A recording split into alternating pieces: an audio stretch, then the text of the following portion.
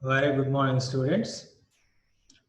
In the previous video class, we have started reading A of Unit 3, R.K. Narayan's wonderful creation, Swami and his friends. As a part of this, Swami is expelled from school, which is an extract to you. The setting of the story started with some of the students were being absent the previous day, and next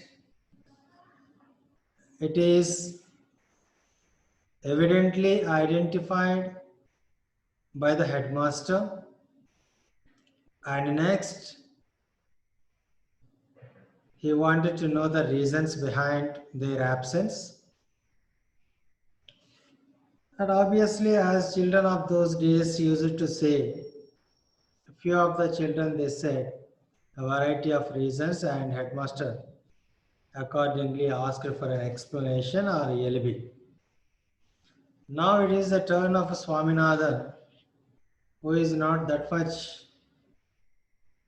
naughty as well as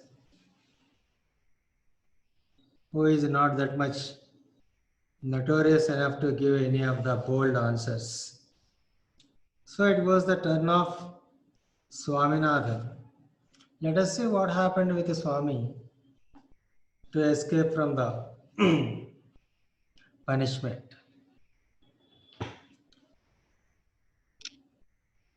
Please look into the second page of the lesson and please try to follow me.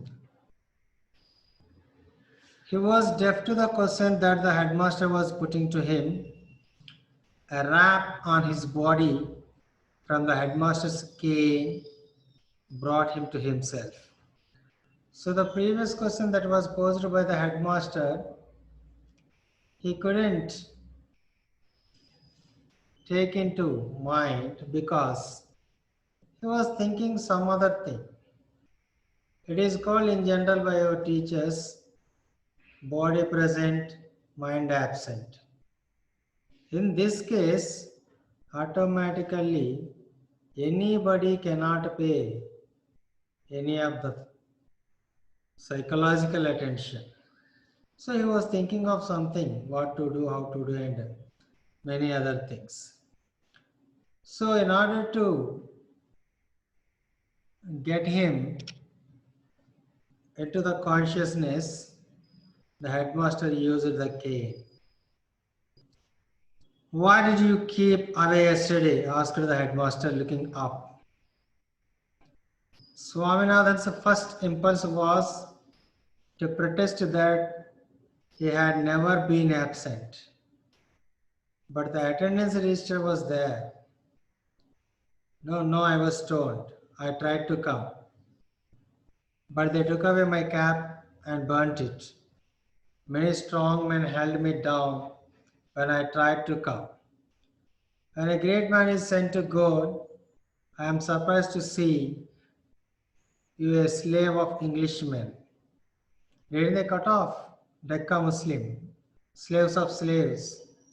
These were some of the disjointed explanations which streamed into his head, and which even at that moment he was discreet enough not to express. Let us see.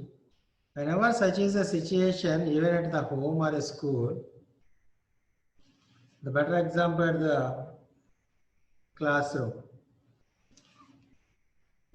In a situation where you can't do your homework, obviously your teacher will question. One can understand to your own soul how creative you like to give answers, a variety of answers in order to hide the actual thing. In most cases, the answer might be only because of our negligence or laziness. But in order to try to hide this, we strive giving a number of false answers. And unfortunately, the teacher can guess everything of a falsehood. So it's the same happened with the Swami. So he gave some mismatched answers.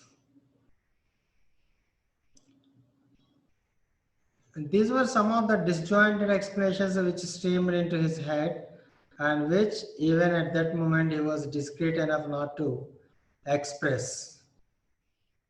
He had wanted to mention headache. So the commonest reason any of the student that can give to teacher is stomachache, headache. So even Swami also wanted to give a reason like headache. But that headache choice is already taken by some other student. So, but he found to his distress that others beside him had one. So, many number of children cannot say one reason, that is their strategy. So, he couldn't express that he had headache. The headmaster shouted, "How do you open your mouth?" He brought the cane sharply down on Swaminathan's right shoulder. Swaminathan kept staring at the headmaster with tearful eyes. It was the custom of the day. Teachers used to use a cane for punishment. So when there is a whack on the back of Swami, there were tears in his eyes. Massaging with his left hand the spot where the cane was laid, "I'll kill you if you keep on staring without answering my question," cried the headmaster. So, these are all the childish actions we need to recollect. Swami massaging his eyes, as well as the place where the headmaster had given a beat. And still the headmaster didn't leave him. "I'll kill you if you keep on staring without answering my question," cried the headmaster. If you recollect in your classroom situation, most cases your teachers also get irritated when you are asked to respond and you simply stand at your place and don't speak anything. Very embarrassing situation it is. You are expected to say something yes or no or your opinion, either good or bad or logical or illogical or anything. The teacher intended to make the child talk and express. Even in that situation, a child doesn't speak, it really irritating. Yeah, now Swami started talking. I couldn't come, stammered Swaminathan. Earlier he planned everything in his mind before headmaster had given him the beach. That was, he wanted to give a blunt answer, "I have come." But for his bad luck, there is a attendance register in his hand and he was spot verifying. So he cannot do that. And another choice, he wanted to give a headache reason. But one of his friends already gave the reason, headache. So he was thinking in the mind, what kind of reason can satisfy his headmaster? So, having no idea what to say, he said, "I couldn't come, sir." It's very logical. For not coming, certain set of students are made stand up there. And again Swami was telling, couldn't come. He is supposed to reveal what the reason is. Is that so? Asked the headmaster, and turning to a boy said, bring the peon. Swaminathan thought, what is he going to ask the peon to thrash me? If he does any such thing, I will bite everybody dead. The peon came. So he has a number of ideas in the mind, childish and wicked ideas. If the peon is employed to punish him, he is preparing in his mind to bite their hands or escape like that. So somehow, finally the peon came. The headmaster said to him, now say what you know about this rascal on the desk. So probably peon was the witness for what Swami had done the previous day. The peon eyed Swaminathan with a sinister look, grunted and demanded, didn't I see you break the panes? See what kind of expressions are there in his look, in the peon's look. Look at Swaminathan with a sinister look, as if we look about somebody who is a culprit, who is too bad. How psychological feelings we have in the mind that automatically can be expressed through eyes in such a way. As a sinner, the peon looked towards Swami and demanded, didn't I see you break the panes? So probably the window panes were broken by Swami, and that was witnessed by the peon. Of the ventilators in my room, added the headmaster with a jest. So this is the very scene that was created early in the morning of the school. Certain set of students, they had broken the window panes of headmaster, and all of them were absent that day for the school. So this is what headmaster wanted to investigate. Purpose is that. Okay. Here there was no chance of escape. So he was accused that he was a part of that breaking window panes, and there is a witness in the form of peon, and here is the judge, headmaster, and how to escape now. Swaminathan kept staring foolishly till he received another whack on the back. So long he was not at all talking. So the headmaster gave him on his back once again with the cane. The headmaster demanded what the young brigand had to say about it. So repeatedly the headmaster was asking to respond. At first he asked why he was absent. Even after so long waiting, there was no answer from Swami's side. And now it is a complaint that he had broken the window pane. And headmaster eagerly waiting for the response from the boy's side. Still, there is no response from Swami. The brigand had nothing to say. It was a fact that he had broken the panes. So it's always better when we commit some mistake, if we accept it, open up. It is very, very important. And according to psychology, it is a very good trait when you have enough braveness to express your guilt, your mistake. Sometimes, majority cases, what happens? People do some mistake.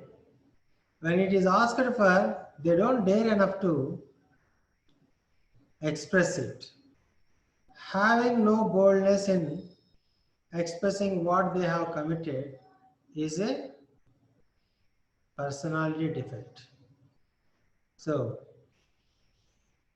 even teachers need to encourage all children to say what is truth, whether it is right or wrong.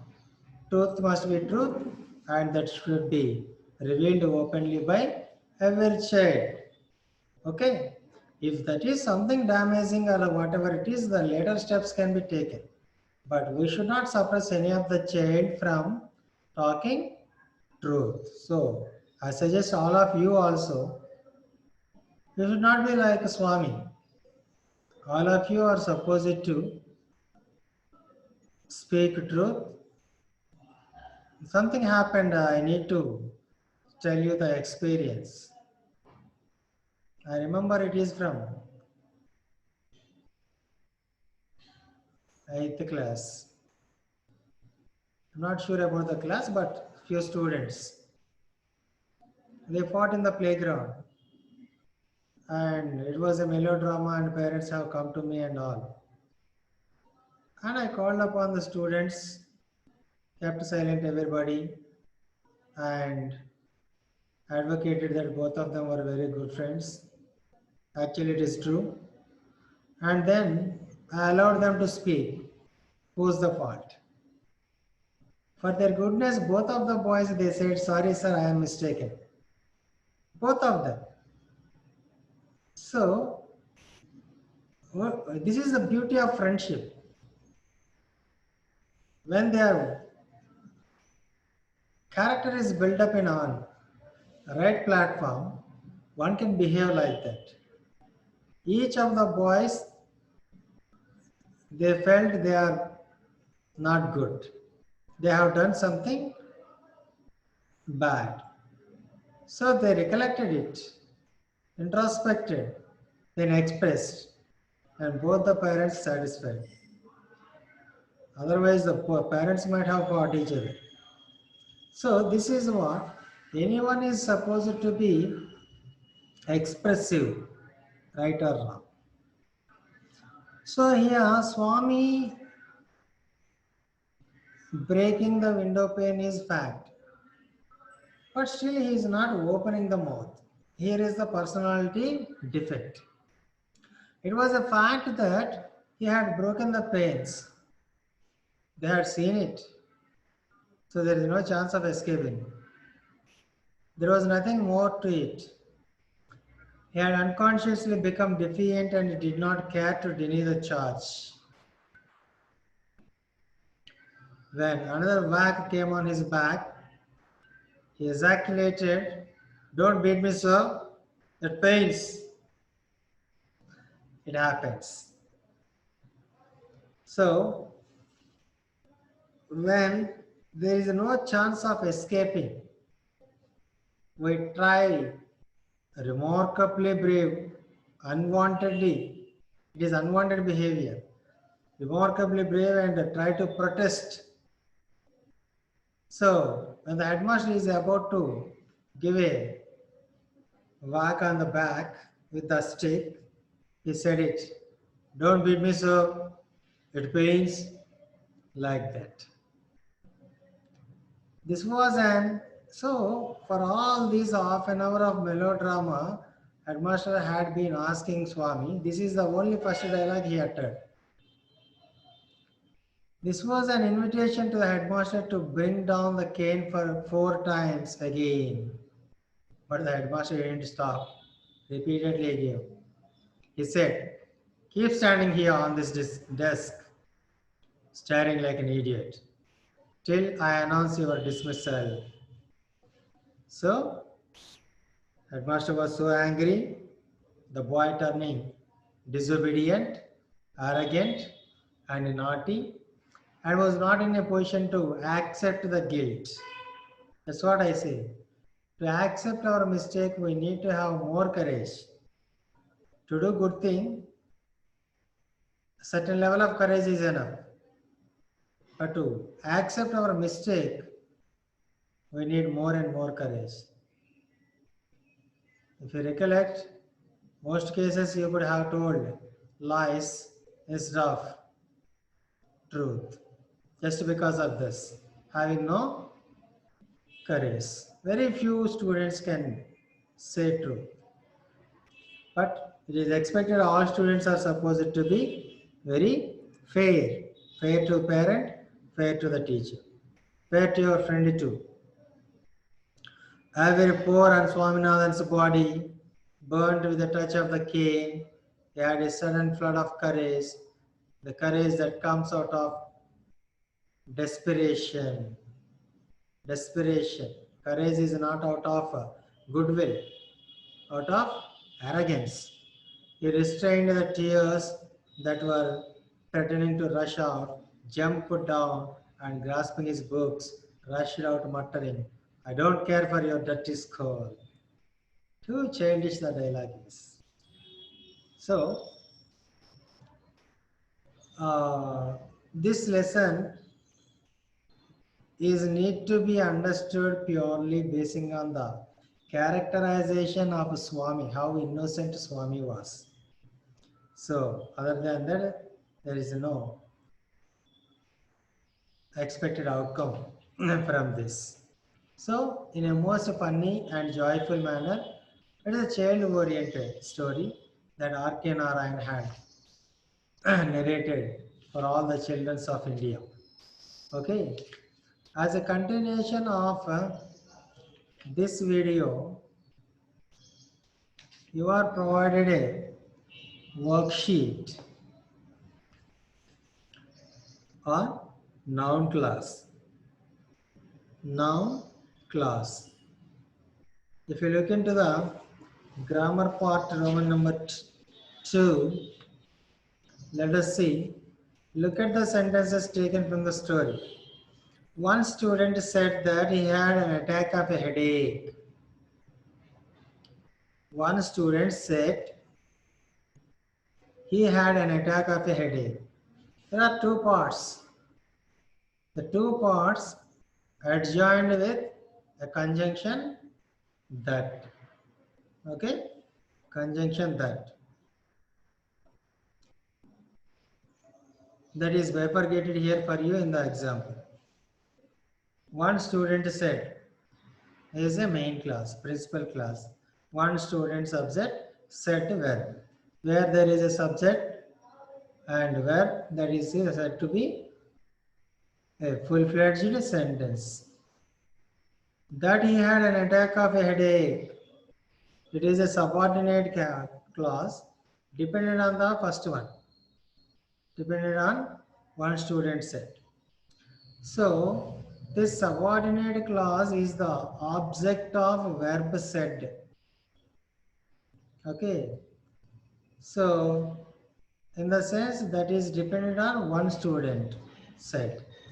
So that though the noun is absent in the class, it is somewhere indirectly connected or dependent on some noun, and the noun's performance, that is one student said, then it is called an associated clause, as the clause, main clause is a noun one, and this is also called a noun clause.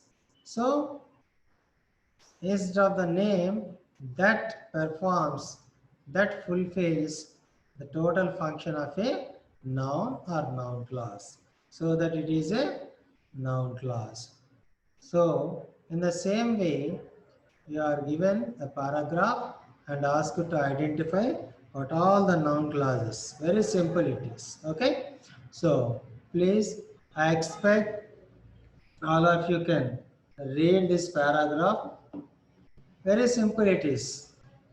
Okay, where some word is replacing a noun class and that is the rest of the part is dependent on the main one, that is called noun class. Automatically you can do it. So please do it, and completed worksheet can be sent to, as usual, Dhanalakshmi. Okay children, thank you very much.